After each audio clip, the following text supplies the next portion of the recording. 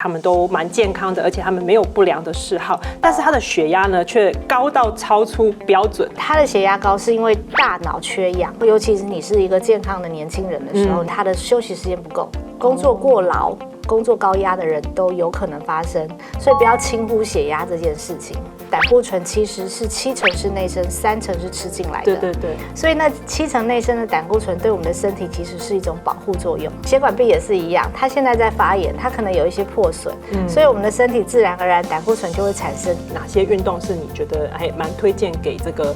高血压的人去运动的？每天半个小时去做最简单的跑步就好了。其实跑步流的汗跟你平常劳动流的汗是不一样的汗。欢迎来到健康养成记，我是 Amber。最近呢，我身边有一些年长的阿姨都会陆陆续续告诉我说，她有高血压。那我们知道高血压它其实是心血管疾病、脑中风、糖尿病，甚至是肾脏病这些重大慢性病的一些共同危险因子。但是其实我也知道这些阿姨她们都蛮健康的，而且她们没有不良的嗜好，但是她的血压呢却高到超出标准。那我曾经有看过一个中医的医案，他就说呢，有些人他虽然高血压，但是他是他的正常状态，所以面对高血压，我们应该要怎么样来应对呢？今天欢迎的是陈俊如医师，陈医师您好。主持人好，线上观众朋友们大家好。陈医师，您在这本新书就是这个逆转发炎体质里面提到，就是说高血压它其实是弹性体质的一个现象哦。那为什么他们会变成这种高血压的这种弹性体质呢？这本里提到那个高血压的弹性体质，是因为它的血管的弹性不好哦。那很多的时候，在血管有一些脂肪的堵塞，比如像胆固醇啊这一类的这种代谢产物没有办法排掉，它胆固醇堆积在那个血管壁上，造成血管弹性收缩不好的时候，就容易造成血压偏高。可是高血压其实刚刚主持人提到的是阿姨嘛，那我们知道阿姨其实年纪比较大，但是也有年轻的高血压，那我就未必是血管弹性不好的问题，那有的时候真的是血压真的比较高。那我在这里我们就把这2块做一个厘清给观众朋友们。刚刚主持人提到那个阿姨的高血压，是因为年纪大了，有些时候我们的胆固醇也好，就是我们的动脉硬化，因为胆固醇堆积在管壁上造成的动脉硬化，那我们血压要收缩，弹性不够；要舒张，弹性也不够，就会造成舒张压高，收缩压也高，的这一种高血压。那这是比较属于老化型的高血压，就是年纪到了。对，那另外一种就是年轻型的高血压，其实很多人30几岁血压就高，那血压高，大家听众朋友们可以理解的是为什么？就是血管里面堵住东西了，对不对？不是，他的血压高是因为大脑缺氧，然后所以要运送上去。对，其实我们的血压是我们心脏来做调控的嘛，还有一个静脉回流，就是淋巴系统的静脉回流。那血压为什么要在升高，尤其是你是一个健康的年轻人的时候，你为什么血压突然之间要升高？对啊，他为什么大脑缺氧？那表示他要供给身体最重要的器官，足够的氧气。对，那大脑缺氧很有可能他的休息时间不够，工作过劳。你会发现说，那个报章杂志上会登载说有人过劳死，可能就在桌上，办公桌上，隔天就没有回家了。很多医生啊，很多会计师啊，很多律师，其实很多这种工作高压的人都有可能发生，所以不要轻忽血压这件事情。所以脑部缺氧最主要的一个是工作压力太大，他没有办法休息，对，睡眠不够，以至于很多人其实到了，比如说早上起来还好，到了下午傍晚之后，他可能一路工作10几个小时，到10点11点都没有办法好好下班。我知道台湾很多年轻的肝是这样子换来的，工程师也是啊，然后有一些会计，尤其像现在要报税的季节其实很多那个会计师也是熬夜工作的。那过劳这件事情，让你的大脑没有办法足够的休息的时候，血压一定高。所以很多年轻人在看血压的问题，其实通常我们不是要去降血压，而是要给他大脑足够的氧气。那所以针对刚刚提到的这2种人，因为刚刚一开始我们提到的是阿姨看起来就是因为老化的关系，所以她的血管壁已经变得没有弹性了。对，那这样针对这样子的部分的话，我们是可以怎么样去解决呢？刚刚我们提到血管壁弹性比较差，那是不是因为它的管壁已经被胆固醇堆积？所以它的管腔本来可能是正常的管腔，可是这时候堆积之后就变得比较狭窄。你把它想象水流要通过的时候通不过去，塞太多东西，是不是用力的？对，心脏就用力的打，很用力的去把那些多小的管腔可以穿过那个血流量，所以血压就会升高。所以它不仅仅是说这个管壁弹性不好，也有可能就是里面塞了很多的东西的关系。对，所以为什么高血压我们说它是弹性体质，那个痰都是里头的那个胆固醇这一类的血脂肪的一些堆积造成的。那换一个角度来想哦，为什么血管壁会堆了一大堆的胆固醇或者是其他的血脂肪？当然有可能我们的饮食状态太过油腻，那你的这些代谢产物没有办法排除。但是更重要的一点就是胆固醇其实是7成是内生，3成是吃进来的。对。所以那7成内生的胆固醇对我们的身体其实是一种保护作用。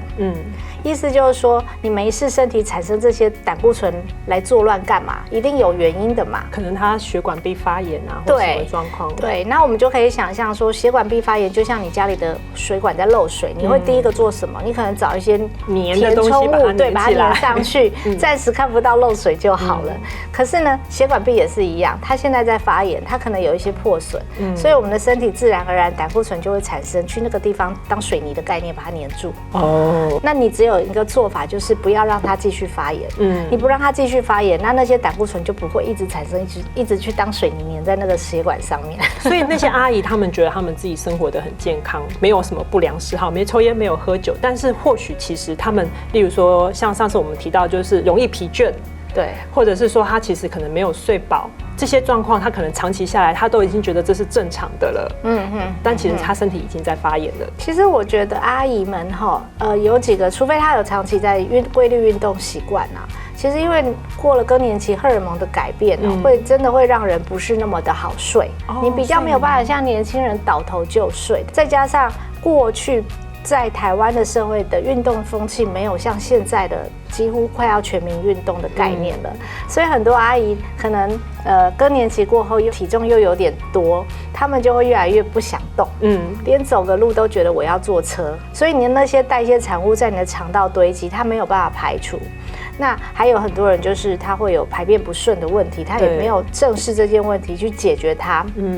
所以造成身体过多的代谢废物没有办法在及时排除的情况下，这些代谢废物都会对血管壁造成一些或多或少的伤害。过去那台湾会有这样的经济荣景其实也是因为过去大家非常努力的认真工作，那到了一个年纪，大家也都享受那个经济发展带来的丰硕的果实，那很多人就开始社交应酬、聚会、跑步玩，这些都是吃进来，吃得很好，可是没有真的去消耗掉它。所以还是从饮食上面要开始下手。对，这一块就要从饮食跟运动去做下手了。那饮食上面有没有什么样子的通则呢？通常宴席都不是太清淡，都是很澎湃的，所以可能你在宴席当中，你就是要选择，因为很多东西其实过多的热量，那尤其是吃完就睡觉，你的食物几乎没有什么消化，也就到隔天早上，那对于腹部脂肪的累积就相当的快。这个其实后面有机会也是要告诉各位观众朋友，如果你前一天晚上有这样的大餐应酬，你隔天该怎么做？年轻人啊，他如果说有这种高血压的话，就是这个过劳嘛，所以其实就是说他们不要那么的辛苦，还有就是睡眠要睡好，才有可能去改变这个状态，对不对？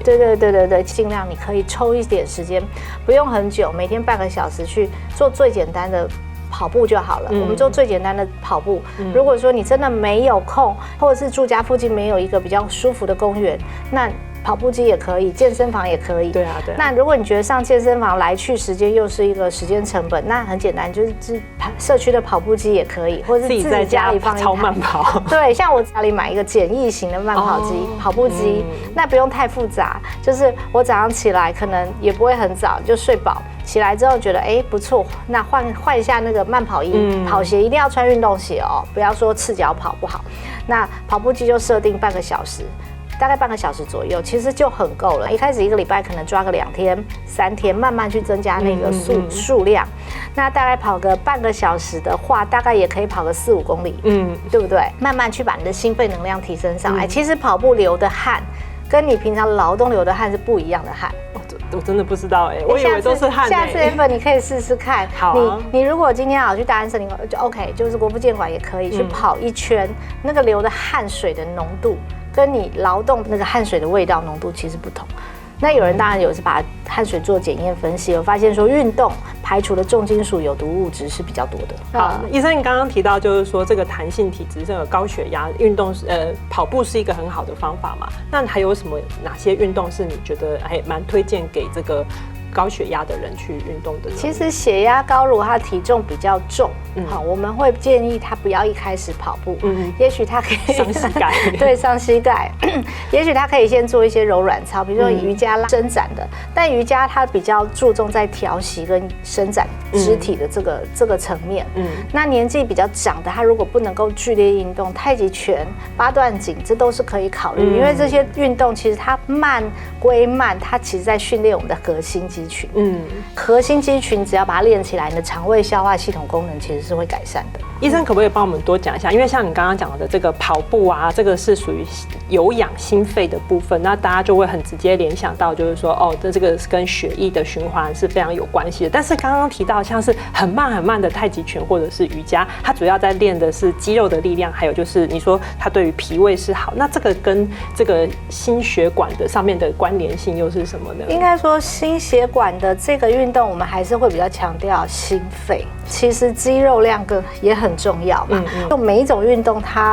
它会特别强调的肌肉数应该都不一样。那太极拳站在那里定住，可能你的大腿肌肉要用力，你的核心提气的动作要用力。那瑜伽又看它不同的体位姿势，它会拉伸到不同的肌肉群。那所以我觉得这些运动其实大家都可以做一个混合性的学习跟参考。简单讲，我们血液打到全身之后，我们的回流要靠着静脉的收缩，对不对？比如说我们现在血液打到脚上去了哈，那脚部离心那么远，怎么回来？它是不是要靠静脉回流？对。那静脉回流要有力的时候，有时候静脉的收缩，我们脚在走路的时候，静脉就会牵扯被肌肉压缩。所以说小腿是第二心脏的概念。对，所以很多久坐办公室的朋友们，他会觉得容易水肿，那是因为他根本没有在活动他的脚啊，他的脚没有做一个静脉收缩回流动作，他自然那个血液回流不回来，就容易堆积在那个地方，造成水肿。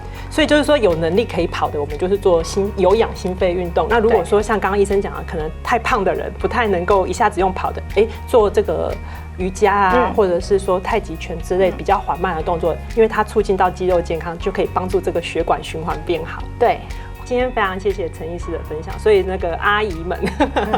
你们可能要先从日常生活当中的一些小细节呢，去检讨一下，看看有没有什么可以再改进的地方，还有就是要多增加运动这一项。对，其实只要有动都好，就怕你都不动，用听的。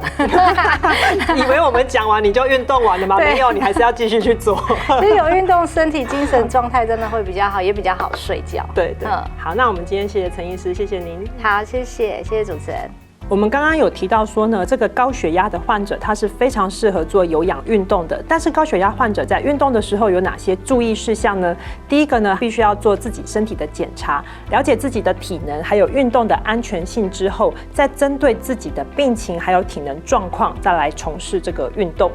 那第二个呢，就是属于运动的强度了。高血压的患者呢，其实是适合中等强度的运动，但是现在很多人他们其实是用心跳来算的。那这个心跳呢，就是用220减掉你的年龄，然后再乘以就是如果是中等强度的话，就是40到60%。然后这个中等强度呢，它其实是运动的时候你可以很轻松的跟别人交谈，但是吃高血压药的人呢，是不可以用心跳来算的，因为像是利尿剂啊，或者是钙离子的阻断剂这些药物，它其实是会让心跳变慢、心律不正，所以呢，用心跳其实是不适合的。那所以这个时候呢，你就要用 RPE， 就是自己感觉的运动强度。所以中等强度的运动呢，就是你一边运动的时候呢，你还可以一边说话，但是它会有一点点的微微喘的这种感觉。那另外就是高血压患者，他也要避免做高负荷的运动，像例如说伏地挺身啊、举重啊，或者是短距离的快跑，这样子比较高负荷的运动其实是不适合的。那第三个就是持续的时间，那建议就是说运动的时间是以持续30分钟为一个单位。那并不是说呢，持续的时间是越长越好，因为其实有那个研究报告显示呢，就算你多了这些时间，也没有太多的这个帮助，所以大概就是以30分钟为一个原则。如果时间是属于比较不充裕的人呢，可以采用这种稍微有一点点高强度的间歇式运动。那第4个就是运动的次数的话，我们建议是每周以3到5次的运动次数为宜。如果每周只有运动2次以下的话呢，其实是没有什么效果的。但是如果每周运动7次以上的话呢，其实它的效果并没有比3到5次来得好。那最后就是说，有关运动时的一些注意事项哦，像这个高血压患者在运动前的安静血压越高的人的话呢，这个运动的强度就必须要减轻。而且如果说我们量测到这个收缩压如果在180毫米以厘米汞柱，然后舒张压是在110的话呢，那这个时候你可能就要避免运动了，因为这个时候你的血压实在是有点太高了。那第3个最重要的就是高血压患者一定要避免做闭气的运动，因为闭气呢，它会减少血液的回流，那也会增加这个胸腔内部的压力，所以如果突然闭气的话呢，这个血压反而会突然的增加。那第4个的话呢，就是说要注意天气，因为高血压的患者呢，尽量不要在寒风刺骨的冬天运动，而且也不适合在太闷热的环境下运动，因为这样子的运动的环境呢，会让身体太冷或者是太热的话呢，其实它对于血管的这种收缩呢，它是会有影响的。以上呢就是高血压患者在运动的时候必须注意的一些事项。